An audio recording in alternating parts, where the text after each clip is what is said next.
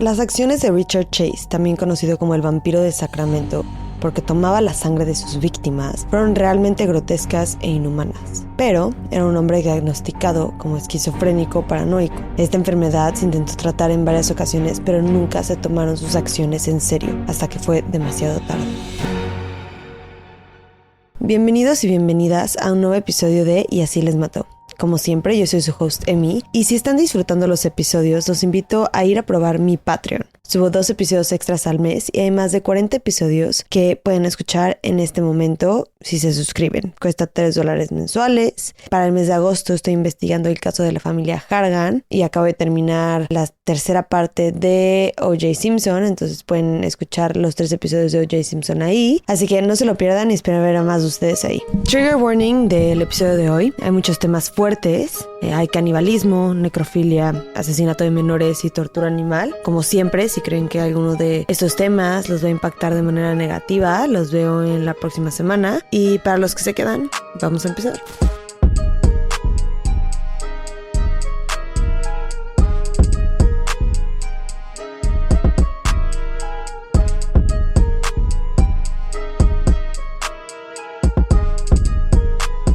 Richard Chase nació el 23 de mayo de 1950 en Sacramento, California, y desde chiquito sus papás supieron que no era un niño normal. Para todos nosotros que hemos consumido mucho contenido de crimen, seguro van a reconocer cuando les diga que tenía los 3 comportamientos de la tríada de McDonald. Para los que no sepan de qué estoy hablando, la tríada de McDonald dice que los niños y las niñas que tienen estos comportamientos son más probables de que de grandes tengan actitudes homicidas y cometan algún tipo de crimen violento, incluyendo abuso sexual. Los 3 comportamientos son empezar incendios, crueldad animal y hacerse pipí en la cama después de los 5 años. Y esa teoría mucho tiempo fue bastante aceptada y a veces hasta se tomaba como ley. Hoy ya varios expertos dicen que esos comportamientos no son tan indicativos como antes se pensaban. Y más que eso, muchos asesinos seriales no muestran ninguno de estos en su infancia y siguen siendo asesinos y personas muy peligrosas. Sin embargo, Chase exhibió los 3.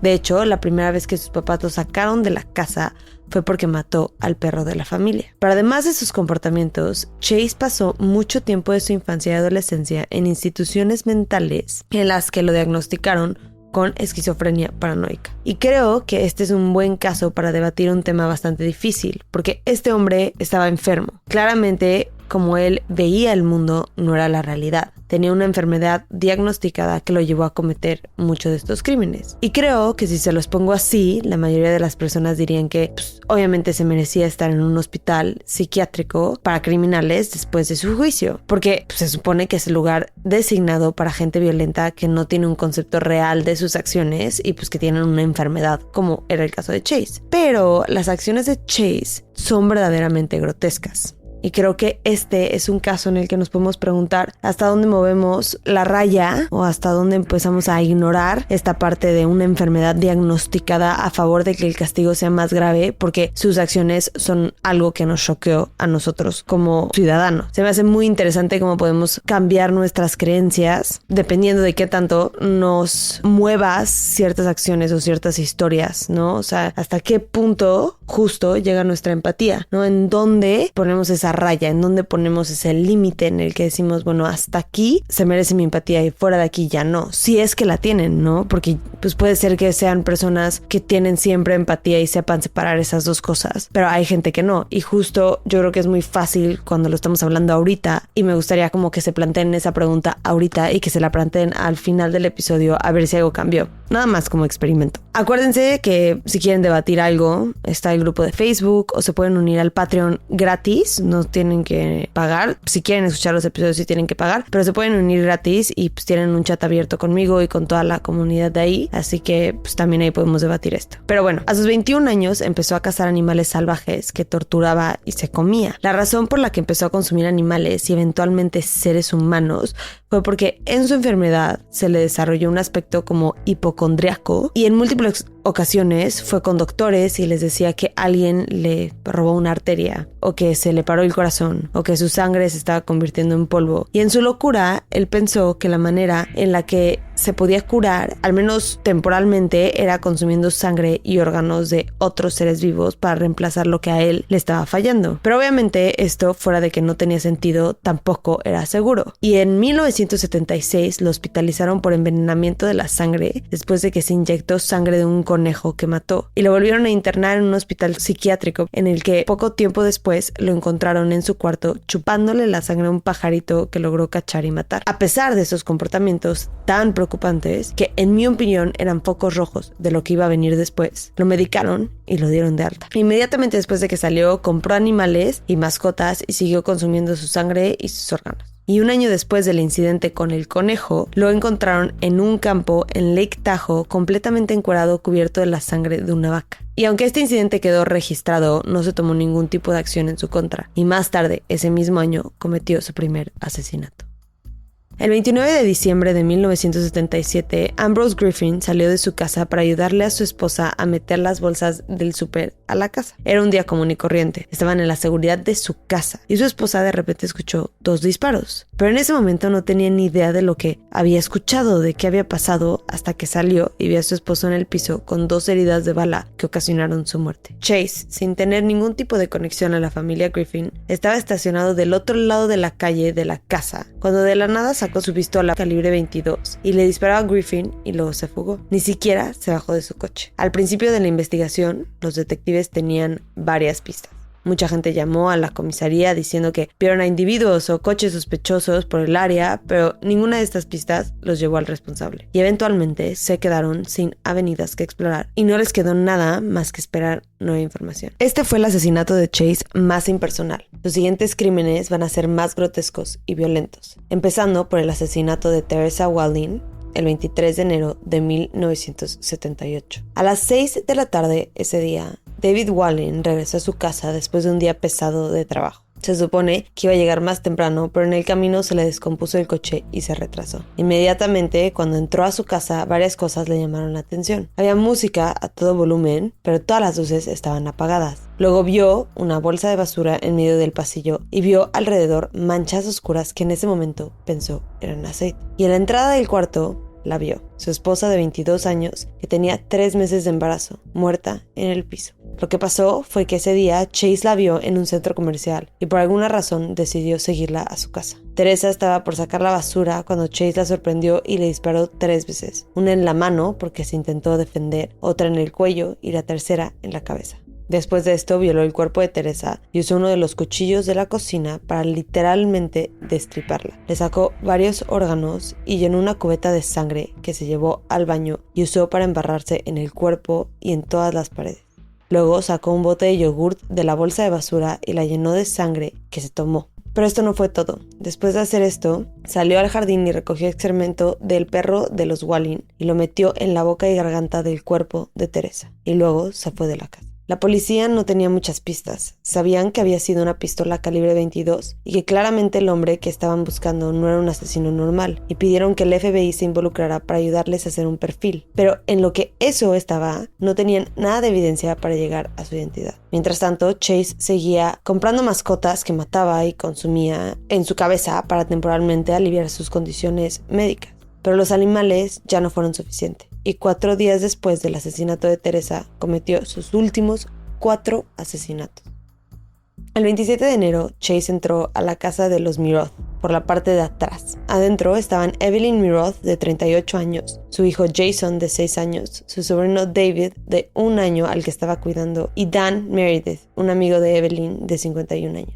Según los reportes del FBI, Chase entró a la casa y le disparó a Evelyn, Jason y David. Y en algún punto, Dan entró a la casa y le disparó en la cabeza. Se cree que en algún punto una amistad de Jason tocó en la puerta de la casa porque tenían planeado jugar juntos, y esa interrupción fue con la que Chase decidió irse de la escena del crimen. Eventualmente los vecinos se preocuparon lo suficiente como para llamar a las autoridades, y lo que encontraron y no encontraron dentro los iba a perseguir en sus pesadillas por muchos años. A Dan lo encontraron en el pasillo. En el cuarto al lado de la cama encontraron el cuerpecito de Jason, y en la cama encontraron a Evelyn. Después de matarla, violó su cadáver mientras le chupaba la sangre de las diferentes cortadas que le hizo en el cuerpo. Luego sodomizó su cuerpo con un cuchillo. Le acuchilló el útero y la destripó. Por las marcas redondas de sangre que observaron en la alfombra, creen que usó recipientes para tomar sangre como lo hizo en el asesinato de Teresa. Pero esta escena no fue lo único. La cuna en la que normalmente dejaban a David estaba llena de sangre y había una almohada con un hoyo consistente con lo que dejaría una bala. Pero su cuerpecito no estaba en ningún lado. No fue hasta que registraron el departamento de Chase que encontraron lo que quedaba del pequeño David. Lo que Chase hizo con ese bebecito está muy fuerte de escuchar por si se quieren saltar unos minutos.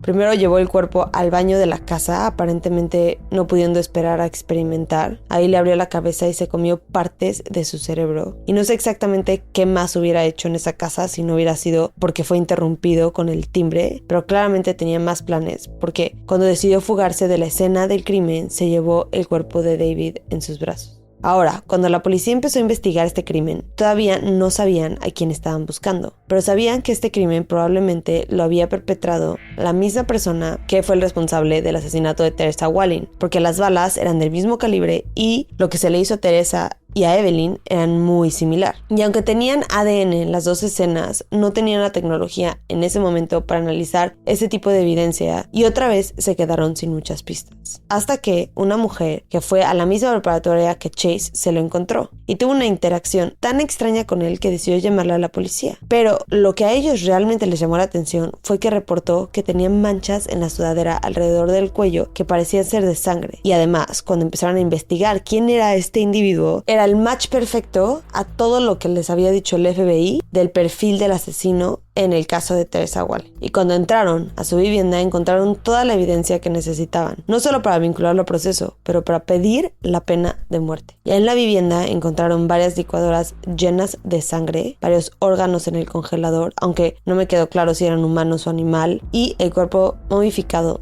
de David. Obviamente la defensa obvia era su falta de sanidad. No sé exactamente por qué no aceptaron el diagnóstico de esquizofrenia. No sé si fue porque querían que sufriera la pena de muerte por sus crímenes o porque no le creían. Porque sí entiendo que entre más regresamos en la historia, menos conocimiento y aceptación de enfermedades psicológicas vamos a encontrar. Y en este caso, por ejemplo, se testificó que de adolescente Chase consumió muchas drogas y se hizo el argumento de que esto fue lo que le desarrolló esa violencia aparentemente insaciable. Y puede ser que esto haya convencido al juez de que era responsable de sus acciones. La verdad no lo sé, pero al final del día le dieron la pena de muerte. Esta fue una decisión que Chase apeló desde la cárcel. Mandó una carta que, si la quieren leer completa, la voy a dejar en las notas del episodio, pero es una carta loquísima en la que dice que los aliens lo visitan y junto con el gobierno lo envenenaron toda su vida, y mencionó que de chiquito su mamá era la que lo envenenó o lo envenenaba. Y creo que no podemos cerrar el caso sin hablar del odio obvio que le tenía a las mujeres, que puede que venga de que él pensaba que su mamá lo envenenaba, y puede que, si profundizamos un poco más en ese tema, puede que de chiquito haya sido víctima de algún tipo de abuso por parte de su mamá y que como tiene esta enfermedad de grande no lo pudo comunicar de manera correcta y su manera de comunicarlo fue: a mi mamá me envenenaba de chiquito. No sabemos, también puede ser que su mamá nunca haya sido abusiva con él de ningún tipo, no sabemos simplemente, pero sí es claro que la atención especial que le dio a sus víctimas mujeres nos muestra que con ellas sí obviamente era mucho más violento, pero no nada más eso, también la manera en la que las atacaba, el ataque hasta esas mujeres era mucho más personal. No sorprendentemente rechazaron su apelación y el 26 de diciembre de 1980 se suicidó en el penal San Quentin, y así se acaba esta historia.